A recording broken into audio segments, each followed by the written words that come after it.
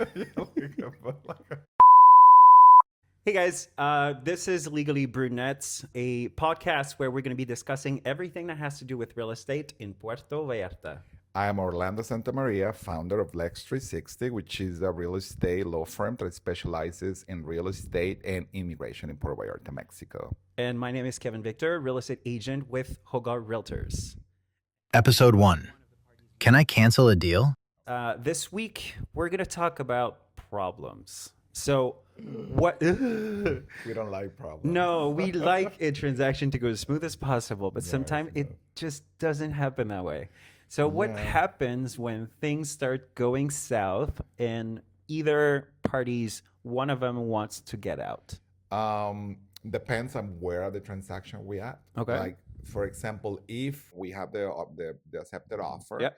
and the party, once of the party wants to get out, but it's because we are not in escrow yet. Mhm. So it's because maybe the inspection went wrong or they don't like the inspection. Yep. They can the offer itself says you can get out without a penalty. Okay. Because at that moment you are in an offer, but then you're the contingency period. Okay. And in the contingency period, it states in the offer, and you have to be very careful when you got the offer that you can actually get out Mhm. if you are not happy with, like, they have to provide any contingencies with condominium. If you're buying a condominium, like a condo regime, like Yep.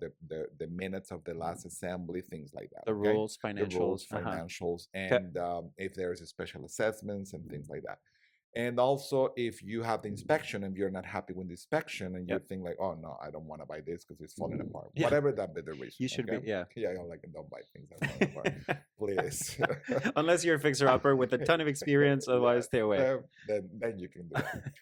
But so if you're in that part, yeah, parties get they terminate the contract, and they And then said nothing happens. nothing There's happens. no. Okay. Well, your job and the other real estate agent job. We have to go back. You have to go back. Go and back searching or go back listing. I always Yeah. go in and say like, oh my God, guys, you work so hard. We Well, do. Some of you, not all We of do them. work hard. And Yeah. some of you work so Uh-huh. hard, and Yeah. then the deal just poof, Well, falls you off. know, you know a few of the deals that Yes. happen. So I've all been- that hard work for. I've been there, and Uh-huh. it's not nice. Yeah. But so that's the best case scenario. Okay. Okay, that's like everybody, buyer and seller. Okay, buy didn't happen.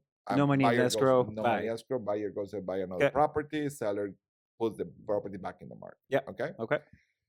Now, if the property, if it's already in escrow, Uh-huh. okay, and one of the parties wants to get out, That's where it gets complicated. that's going to get complicated.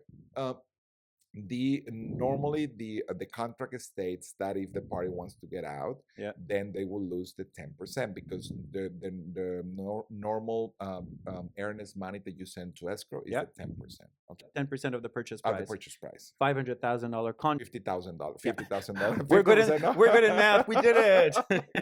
$50,000 Yes. $500,000, $50,000 goes to escrow. Yeah. If you want to pull out of the contract, then yeah, you lose that $50,000. The 10%. And that $50,000 in the contract states that Yeah. are distributed amongst the owner of the property, Yeah. and the real estate agents that participate in the transaction. Because So I don't- at that moment you actually get paid for your hard work. Okay, Mhm. so that's great to know. So the seller gets compensated Yeah. for a part of it, and then the real estate agent sees as well, because technically we brought in the sales, we did all the work necessary, Yep. and it's not our fault if the transaction fell apart. Yeah, and Okay. and there's tons of reasons why the transaction fell apart. So I have had a lot of cases with different outcomes. Sometimes it's because like the person is sick, or some of the Mhm. parties are sick, and Yep. the seller sees this and they don't want to how do you say, penalize the buyer. And Yep.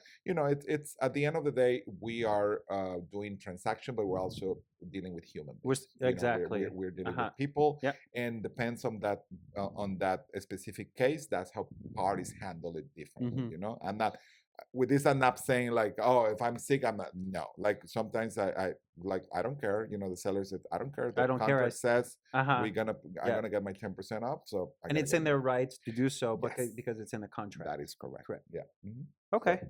And then how easy is it for the either party to enforce that penalty? Well, good question. Because for the buyer, like if the buyer is the one pulling back, Yep. so because the money is in escrow, you'll And it's have the to, buyer who already put it. yeah, who already put it. Yep. So the money is there, but the contract specifies that you have to sign a disbursement letter to Okay. distribute the money. So Okay. that's where the thing gets a little bit hefty, because Uh-huh. sometimes the buyer would say like, no, I'm not, I like I I'm don't not want to, signing I'm not anything. signing, I don't want to lose my 10%, Okay. and that's when you are like in a sort of impasse, because it's like, okay, now the seller has to sue the buyer, to the potential buyer, to get the money. Correct. Sometimes in the contract it states that that the escrow company, like if one of them breached the contract, the Yep. escrow company will need only one of the signatures. Okay, but those are very contracts. I see those contracts very rarely, Uh-huh. because You would see that in the offer or in the escrow you will see contract? it in the offer. Okay. Okay. Okay. But then in the escrow contract, it states that in order to release the money, you will need the Uh-huh. both parties' signature. Yeah. And I see this sometimes. The one of the parties asks the escrow contract to Yeah. change that to like there was a breach of contract, and Only one. it's with the proof. We only need the signature in this case of the seller, because Okay. he's the one who wants to get the money. Yeah, because I've had a situation before where the buyers were so excited about a certain property, it went on closing day. On closing day, the seller changed his mind and decided not to close. Yeah. Um, I have one of those too. so that's scary and that's frustrating for the buyers who waited all that time, put money in escrow, and then after that, it was a bit of an issue for them to get the money back for that issue for the disbursement letter that Yeah, needed to be signed. and the thing is, in that way, yeah, the buyer is a little bit more in that, in disadvantage, I would say, at risk, because yeah, the seller can say, oh, I'm not, at closing day, I'm not selling.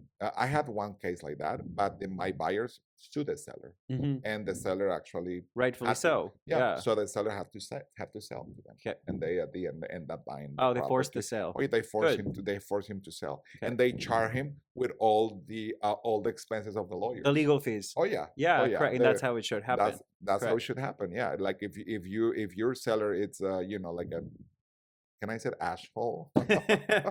I think so. Otherwise, we're gonna put a beep on it. Okay. If it's natural enough to do this, yeah, you as a buyer, you have total the right to sue him and make him to sell the property to you in the desired terms, and on top of that, charge him the legal fees. Yeah, that's perfect. Yeah, we don't handle those things in my firm, but we have very good litigators. We know very good litigators that can help with that. Yeah, and they in this case they help my clients. And okay, so we do not wish for you guys to ever need a litigator for a situation like that. We hope that all of you guys can close successfully on any transaction. But I hope that this answers any question regarding escrow. And once again, thank you so much for your assistance with all that. My pleasure. All right, guys, thank you so much for watching. I hope you found that interesting. And if you like it, if you really like it, you can follow us right here. Look at here. Yes, right here. Because we're going to be broadcasting every week. All right. Bye, guys.